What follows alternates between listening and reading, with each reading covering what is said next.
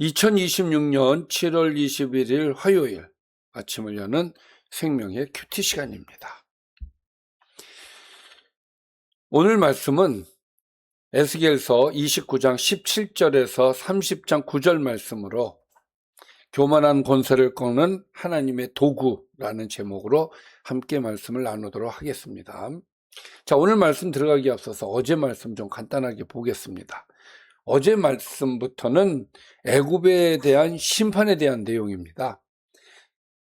29장, 30장, 31장, 32장까지 이제 애굽에 대한 얘기를 하게 될 건데, 어제 말씀에 보니까 바로는 하나님께서 말씀하시기를 바로는 자신을 나일강의 주인으로 여기며 이 강은 내 것이다, 내가 만들었다, 마치 자기가 창조주인 것처럼 교만했다고 말씀하셨죠. 그래서 하나님께서 그를 강에서 끌어내어 심판하겠다고 선언하셨습니다.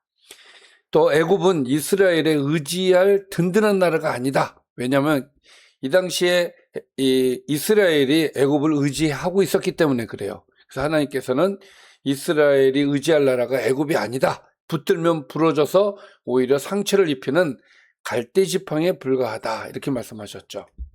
또 하나님께서 애굽 전역을 40년 동안 황폐하게 하고 또 백성을 여러 민족 가운데 흩으심으로써 하나님만이 참된 주권자임을 알게 하신다고 말씀하셨어요. 또 하나님은 흩어진 애굽 백성을 다시 돌아오게 하신다라는 회복의 메시지도 주셨지만, 그러나 이스라엘과는 다르게 미약한 나라로 남겨질 것이다. 그러니까 회복은 되지만 미약한 나라로 남겨져서 다시는 교만하거나 이스라엘이 의지할 대상이 되지 못하게 하신다는 것이 어제 말씀이었습니다. 자, 그리고 이제 오늘 말씀 들어가겠습니다. 오늘 말씀은 어제는 하나님께서 애굽을 심판하시겠다 그랬죠. 자, 오늘은 장면이 조금 바뀌어서 애굽을 심판을 하시는데 그 애굽을 심판하시는 도구로서 무엇을 사용하시느냐? 바벨론을 사용하시겠다는 말씀을 오늘 하시는데 그 말씀 안으로 들어가겠습니다.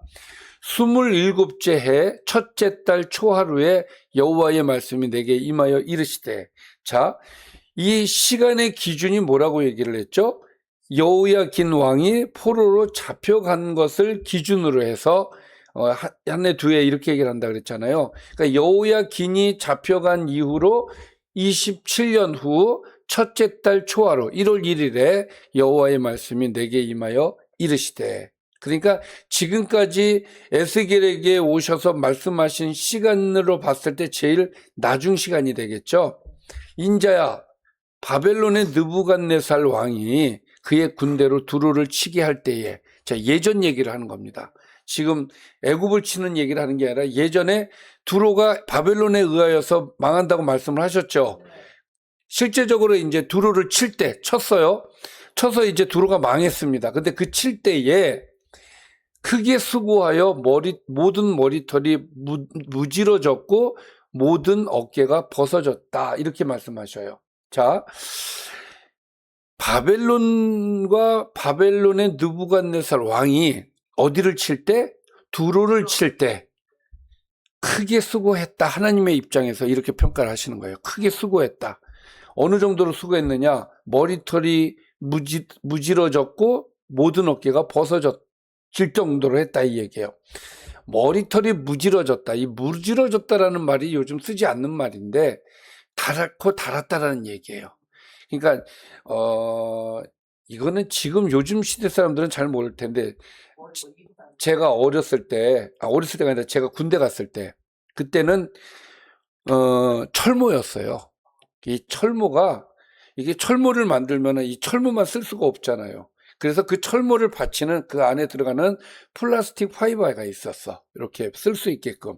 근데 옛날 영화를 보면은 군인이 뛸 때 반드시 나타나는 현상이 있는데 뭐냐면 반드시 철모를 이렇게 쥐고 뛰어요. 왜냐면은 철모하고 이 화이버하고 자꾸 왔다 갔다 이렇게 돼. 그러니까 제대로 이게 고정이 안 된단 말이죠. 그러니까 무슨 얘기냐면 투구를 썼단 말이에요, 이 사람들이. 투구를 썼는데 이게 고정이 제대로 되지 않았겠지. 그러니까 썼다 벗었다 이거를 자주 하게 되니까 어떻게 돼요? 머리털이 빠지는 거지.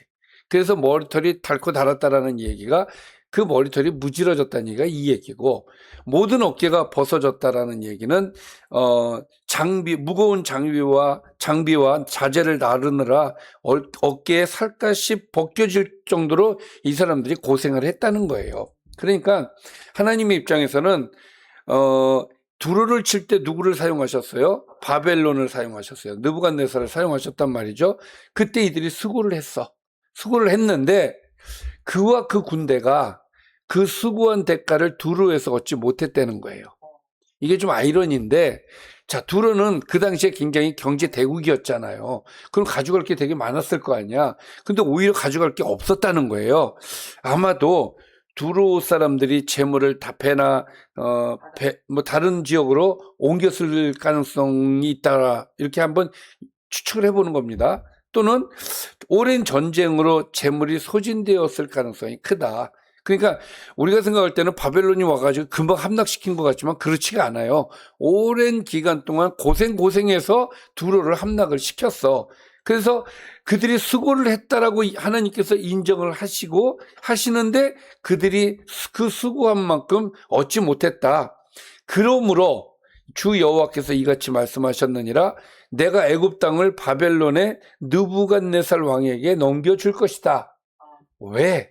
그가 그 무리를 잡아가며 물건을 노력하며 빼앗아 갈 것이다. 무슨 얘기냐면 애굽에서 사람들을 잡아가고 물건을 빼앗아 갈 수 있도록 해주기 위해서 하나님께서 애굽 땅을 바벨론에게 주시겠다는 거예요. 왜? 이것이 그 군대의 보상이 될 것이다.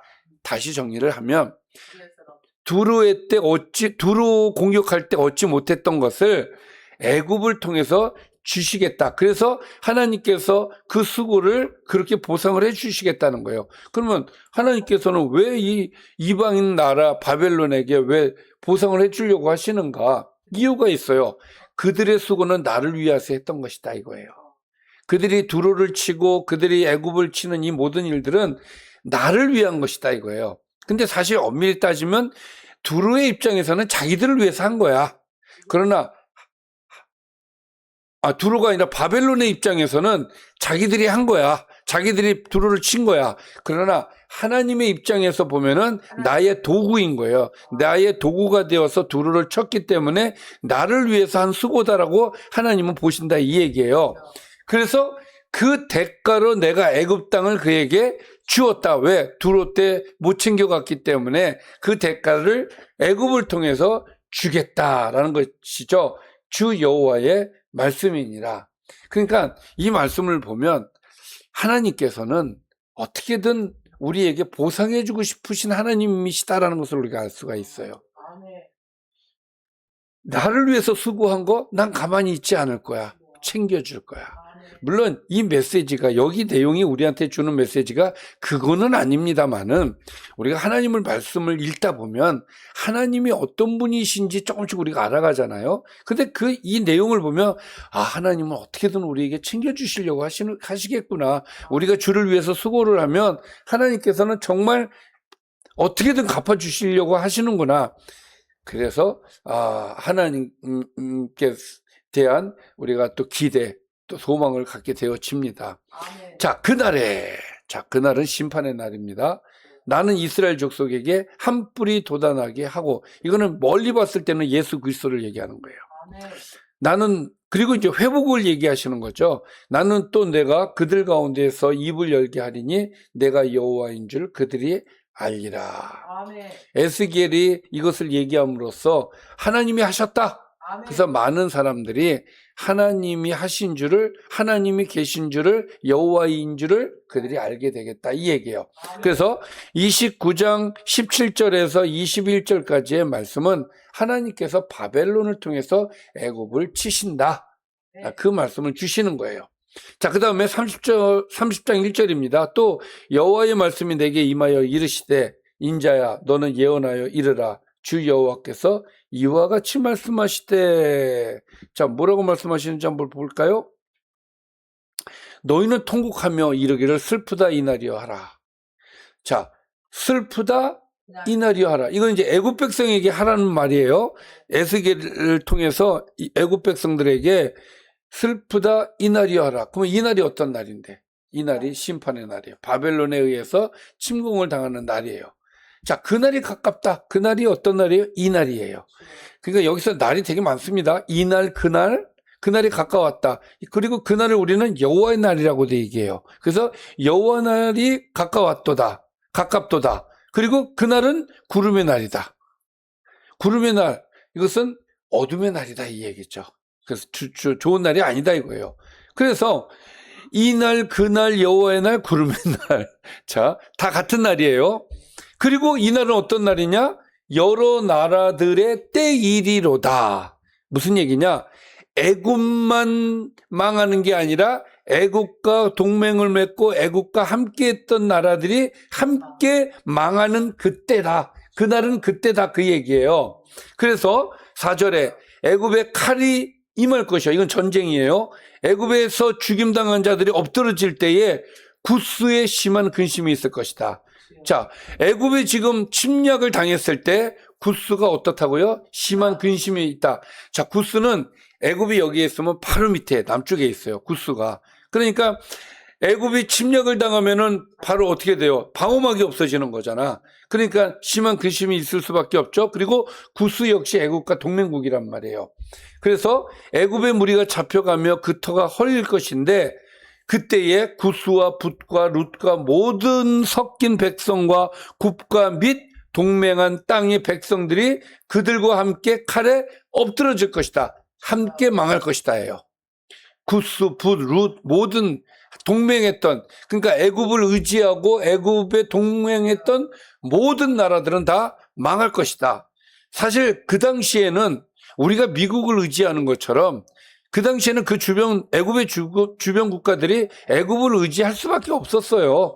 동맹을 맺는 것이 자기들이 사는 길이니까. 그런데 하나님께서는 그것을 옳게 보지 않으시고 그 동맹했던 모든 나라들을 다 그날에 정리를 하시겠다. 이렇게 말씀을 하시는 거죠. 자, 그러면 여호와께서 이와 같이 말씀하셨느니라 애굽을 붙들어 주는 자는 또 엎드러질 것이요. 애굽의 교만한 권세도 낮아질 것이고 또 믹돌에서부터 수에네까지 무리가 그 가운데서 칼에 엎드러지리라. 이거는 이집트 전역을 얘기하는 거예요. 서울에서 부산까지. 예, 주 여호와의 말씀이니라. 자, 여기에서 주 여호와의 말씀이니라가 갖고 있는 의미가 뭐라 그랬죠? 반드시 이루어진다. 하나님의 말씀이기 때문에 반드시 이루어진다. 그래서 결과가 어떻게 되어지느냐? 7절 황폐한 나라들 같이 그들도 황폐하게 될 것이다. 또 사막이 된 성읍들 같이 그 성읍들도 사막이 될 것이다.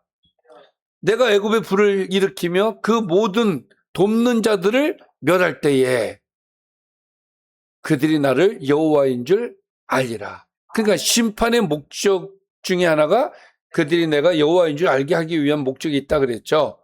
그래서 그날에 사절들이 내 앞에서 배로 나아가서 염려 없는 구스 사람을 두렵게 할 것이고 애굽의 재앙의 날과 같이 그들에게 심한 근심이 있을 것이다. 그리고 이것은 반드시 온다. 자, 여기에서 사절들은 애굽의 멸망 소식을 구스에 전하는 사람들을 얘기하는 것이고 이들은 나일강과 연결된 수로를 따라 배를 타고 구스로 향해 가서 그들에게 이제 전하는 것이죠. 그리고 여기서 내 앞에서 나아간다라는 말은 그 사절들의 움직임과 소식의 전달까지도 하나님의 주권 아래에 있다는 뜻이에요. 그러니까 하나님께서 애굽의 심판 소식을 구스에게 전하시겠다는 이야기죠. 그래서 구스 사람들은 강대국 애굽이 자신들을 보호해 줄 것이라고 믿었는데 그래서 염려 없이 지냈단 말이에요.